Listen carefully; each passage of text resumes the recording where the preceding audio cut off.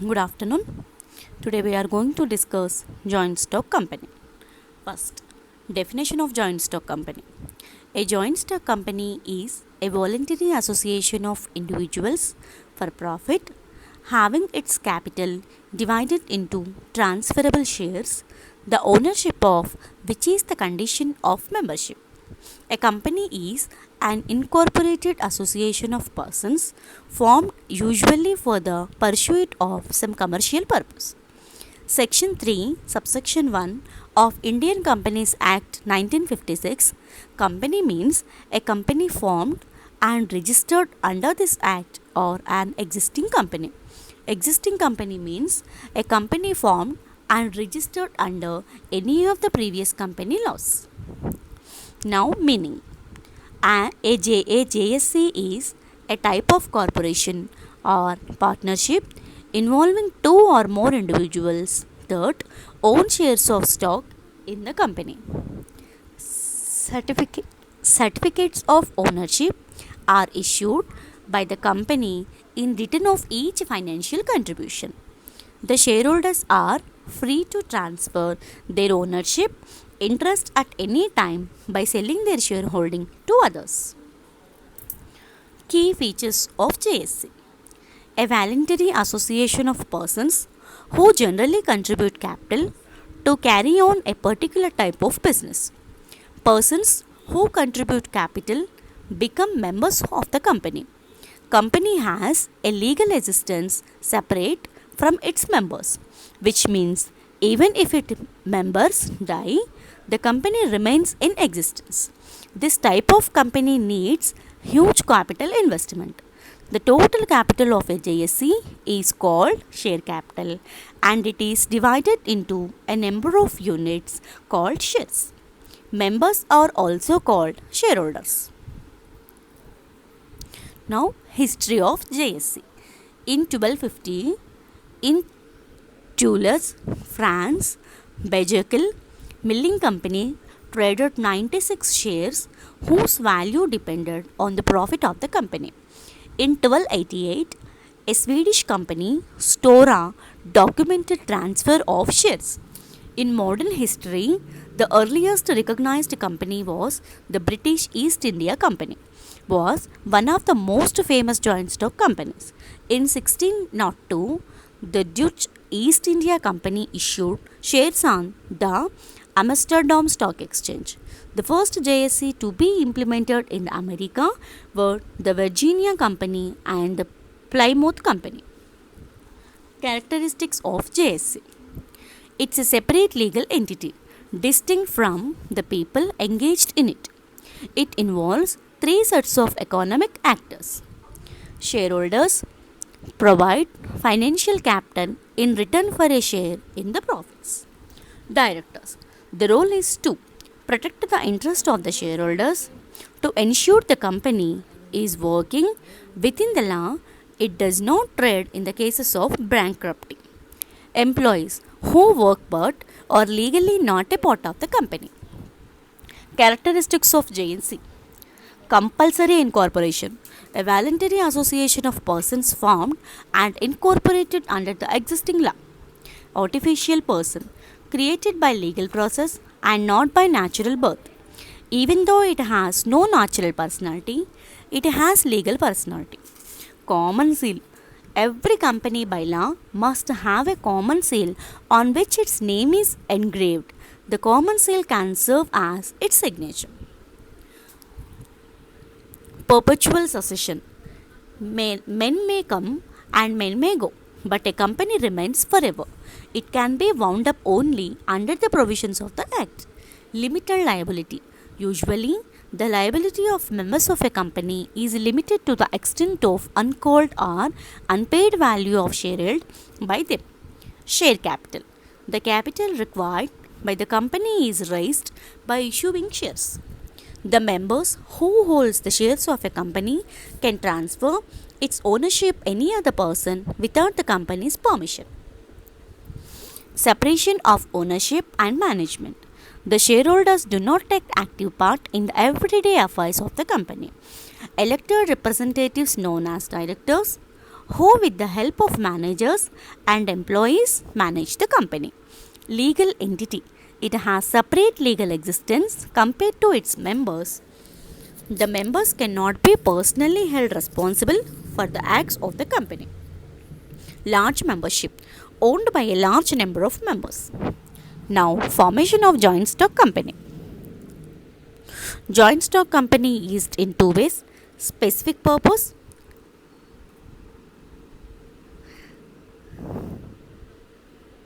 association of persons. Formation of a joint stock company in four types: promotion stage, incorporation stage, capital subscription stage, certificate of commencement. Now, the first one, promotion stage. Promotions is the discovery of ideas and organizations of funds, property, and skill to run the business for the purpose of earning income. Steps involved in promotion stage: these: idea about business, investigation, make out plans as regards to the availability like capital, means of transportation, labor, electricity, gas, water, and etc. Assembling various factors like arrangement of license, copyrights, employments of necessary employees, etc. Promotion stage: financial sources, preparation of essential documents like memorandum articles and prospectus of company. The promoters carry out these various activities to give the company its physical shape in the form of giving a name to the company and sanctioning of capital issue. Next one, incorporation stage. The second stage for establishment, filling of document. Following documents are to be submitted by the promoters in the registrar's office. Memorandum of association indicates name, address, authorized capital, etc. Articles of association contains laws and rules for internal control and management of a company. List of directors. List of the names, occupations, address along with the declaration of directors. And written consent of directors. Declaration of qualifying shares. A declaration certificate showing that the directors have taken up qualifying shares and have paid up the money or pay it in near future to the register. Prospectus. Statutory declaration stating that legal formalities have been completed. Payment of registration fee. The registration fee is paid to the register for application and documents filling fee, registration fee, stamp fee and memorandum and articles, certificates of incorporation. In the registrar finds all the documents right. He issued the certificates of incorporation to promoters. And next, capital subscription stage. After getting certificates of incorporation, the next stage is to make arrangement for raising capital by issuing shares, debentures, saving certificate of commencement. Requires the fulfillment of following conditions. Issue of prospectus. A company has to issue prospectus for selling shares and debentures to public. And next one, allotment of shares. And the last one is minimum subscription. Certified that the shares have been allotted up to an amount not less than the minimum subscription. And the fourth and final stage. After verifying the foregoing documents, the registrar issued the certificates of commencement of business. Now, types of companies. On the basis of incorporation, chartered companies. Such companies are incorporated under a royal character issued by the king or queen or head of the state. Such companies have exclusive rights, powers, and privileges under the royal charter. For example, East India Company, Bank of England. The second one is statutory companies. Such companies are formed under the special act passed by the parliament or state legislature. The powers which can be exercised by such companies are defined by the acts that constitute them. For example, Reserve Bank of India and State Bank of India, life insurance corporations. And the next one is registered companies.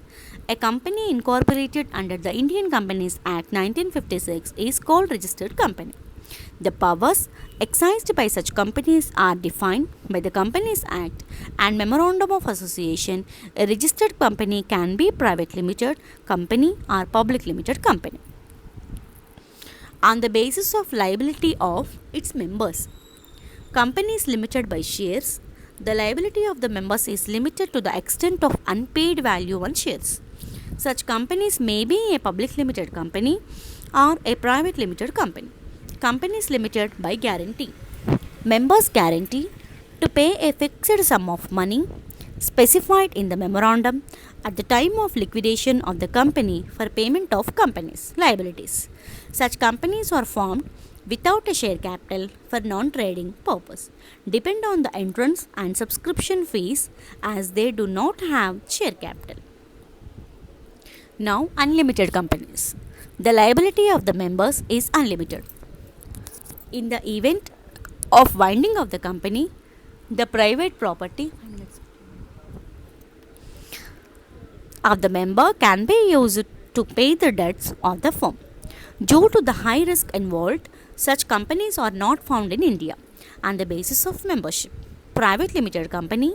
A private limited company is the one which, by its articles, limits the maximum number of its members to 50, minimum being 2.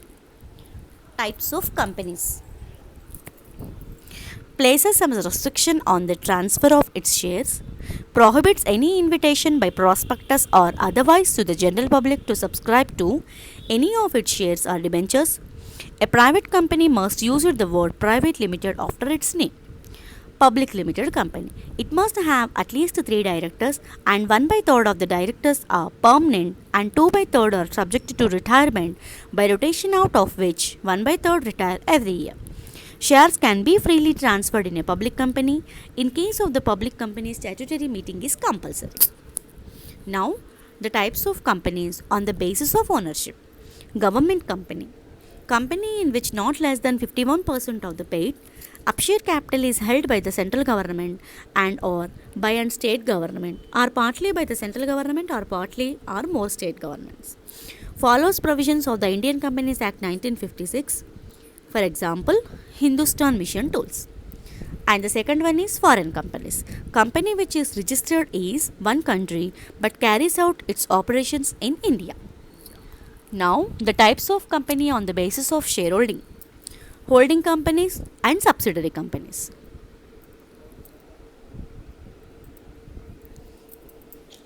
Now, comparison between private and public limited company. Membership. In private limited company, the minimum membership is 2 and maximum is 50. But come to public limited company, the minimum membership is 7 and maximum is unlimited. And next, formation. Comparatively simple, certificate of incorporation is adequate. But come to public limited company, comparatively difficult as the procedure is lengthy. And number of directors. In private limited company, it must have at least 2. But in the point of public limited, it must have at least 3 directors. Transfer of shares. In the private limited company, the shares are not freely transferable, but in public limited company, freely transferable. Issue of prospectus. It is allowed to issue prospectus in private company, but it can issue prospectus in public limited company. Commencement of business. It can start the business after the receipt of certificates of incorporation, but in the point of public, it requires trading certificate for starting business. Suitability. Suitability for business or in small scale in private. Suitable for large scale business in public. It cannot invite public to subscribe for securities of the company in private, but in the public, it invites public to purchase securities of the company. Allotment. In private, it can allot shares immediately after incorporation, but in public, it cannot be allotted unless minimum subscription is collected. Now, qualification shares. In private, the directors need not hold qualification shares, but in the situation of public, the directors have to purchase some qualification shares to become the director. Directorship. There is no restriction on the numbers of directorship in private company, but in public company, a director cannot be a director of more than 20 companies. Quorum. 2 members present in the meeting is a quorum at general meeting in the case of private. But in the public, 5 members present in the meeting is a quorum at general meeting. Now, joint stock companies specific to the Indian context. There are three types of companies: private limited, public limited, and government companies on the basis of ownership. Two types of companies: Indian and foreign, on the basis of nationality. Now let us see the first one. Private limited company can be formed by at least two individuals having minimum paid up capital of not less than rupees 1 lakh. Total membership of these companies cannot exceed 50. Next one, public limited company. Minimum of 7 members are required. No restriction, and maximum of number of members must have minimum paid up capital of 5 lakhs. Shares allotted to the members are freely transferable. And the third one is government company. The government holds a majority shares capital not less than 51%. Companies having less than 51% of shares holding by the government, also called government companies, provided control and management lies with the government. And the fourth one, Indian company. A company having business operations in India and registered under the Indian Companies Act 1956. Company may be formed as a limited or company. The last one is foreign company. A company formed and registered outside India having business operations in India. Thank you.